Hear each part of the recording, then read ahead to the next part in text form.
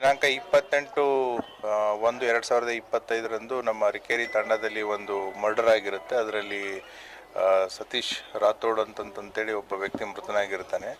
So ಆ ಕೇಸಲ್ಲಿ ತಮಗೆ ಈಗಾಗಲೇ ಗೊತ್ತಾಗಿರುವಂತೆ ರಾಮು ಲಮಾನಿ ಅನ್ನೋ ಒಬ್ಬ ಆರೋಪಿಯನ್ನು ನಾವು ಅವತ್ತೇ ಅವನಿಗೂ ಕೂಡ ಇಂಜೂರ್ಡ್ ಆಗಿ ಅವನು ಯಶೋಧ ಹಾಸ್ಪಿಟಲಲ್ಲಿ ಅಡ್ಮಿಟ್ ಆಗಿರ್ತಾನೆ.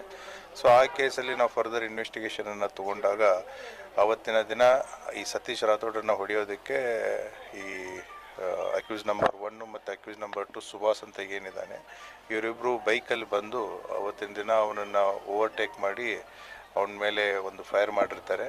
ಸೊ ಆವಾಗ ಏನು ಡಿಸೀಸ್ಡ್ ಇದ್ದಾನೆ ಅವನು ತಪ್ಪಿಸ್ಕೊಂಡು ಹೋಗ್ತಿರ್ಬೇಕಾದ್ರೆ ಮತ್ತೆ ಬೈಕಲ್ಲಿ ಚೇಸ್ ಮಾಡಿ ಆ ಕಾರಿದ್ದಂಥ ಸ್ಪಾಟ್ ಯಂತ್ರ ನೀವೇನು 100-150 ಮೀಟರ್ದಲ್ಲಿ ಸೀನ್ ಆಫ್ ಕ್ರೈಮನ್ನು ಏನು ನೋಡ್ತೀರಾ ಅಲ್ಲಿ ಅವ್ನು ಫಾಲೋ ಅಪ್ ಮಾಡಿಬಿಟ್ಟು ಅಲ್ಲಿನೂ ಕೂಡ ಅವನನ್ನು ಹಿಡಿದು ಇಬ್ಬರು ಮಧ್ಯೆ 3 ಜನದ ಮೇಲೆ ಕಿತ್ತಾಟ ಆಗಿರುತ್ತೆ.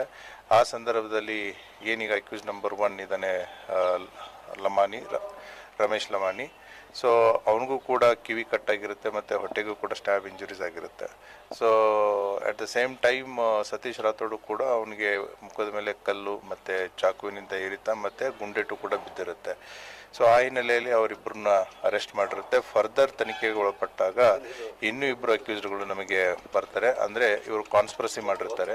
ಸೊ ದ್ವೇಷದ ಹಿನ್ನೆಲೆ. ಸೊ ಈಗೇನು ಅಕ್ಯೂಸ್ ನಂಬರ್ 1 ಅವರ ಮಗಳು 1 ವರ್ಷದ ಹಿಂದೆ ತೀರ್ಕೊಂಡಿರ್ತಾರೆ. ಅದಕ್ಕೆ ಕಾರಣ ಈ ಸತೀಶ್ ರಾಥೋಡ್ ಅನ್ನೋದು ಅವರ ತಂದೆಗೆ ಒಂದು ಸಿಟ್ಟಿರುತ್ತೆ. ಅದೇ ರೀತಿ ಕೂಡ ಸತೀಶ್ ರಾಥೋಡು ಆ ಹುಡುಗಿಯ ಸಾವಿಗೆ ಇವನೇ ಕಾರಣ, ತಂದೆನೇ ಕಾರಣ ಅನ್ನೋ ಒಂದು ಅವನ ಮೈಂಡ್ಸೆಟ್ಟಲ್ಲಿ ಇರುತ್ತೆ.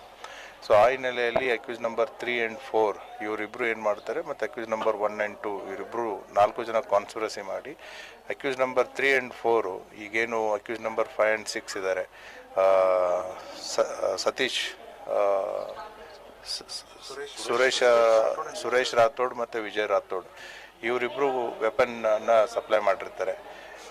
ಈಗಾಗಲೇ ಸತೀಶ್ ರಾಥೋಡ್ ಏನಿದ್ದಾನೆ ಇವನ ಮೇಲೆ 2022ರಲ್ಲಿ 2 ಕೇಸ್ಗಳಿದೆ. ಒಂದು ಅಟೆಂಪ್ಟ್ ಟು ಮರ್ಡರ್ ಕೇಸು ಮತ್ತು ವೆಪನ್ ಸಪ್ಲೈ ಕೇಸಲ್ಲಿ ಅವನ ಆರೋಪಿ ಇರ್ತಾನೆ. ಇವ್ರನ್ನ ಬ್ರದರ್ ಆದಂಥ ಪಿಂಟು ಅಲಿಯಾಸ್ ವಿಜಯ್ ಇವನು ಬಾಂಬೆದಲ್ಲಿರ್ತಾನೆ.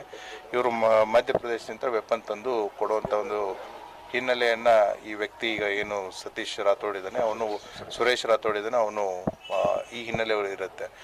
ಈ 5 ಜನ ಈಗಾಗಲೇ ಅರೆಸ್ಟ್ ಆಗಿರ್ತಾರೆ. ಇವನು ಕಳೆದ 15 ದಿನದಿಂದ ತಪ್ಪಿಸ್ಕೊಂಡು ಓಡಾಡ್ತಾ ಇರ್ತಾನೆ.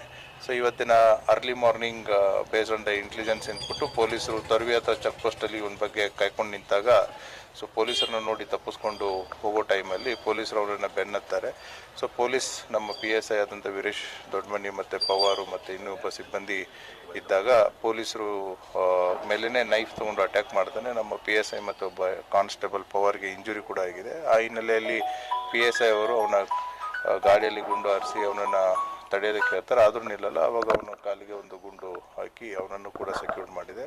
ಅವನನ್ನು ಸಿಟಿ ಹಾಸ್ಪಿಟಲ್ದಲ್ಲಿ ಅಡ್ಮಿಟ್ ಇದ್ದಾನೆ. ಸೊ ಫರ್ದರ್ ಇನ್ವೆಸ್ಟಿಗೇಷನ್ ಆಗಿದೆ. ಈ ಕೇಸಲ್ಲಿ ಈಗಾಗಲೇ ಎಲ್ಲ 6 ಜನನೂ ಕೂಡ ನಾವು ಅರೆಸ್ಟ್ ಮಾಡಿದ್ದೀವಿ. जुड़े रहिएगा आपके अपने चैनल बीजापुर समय के साथ।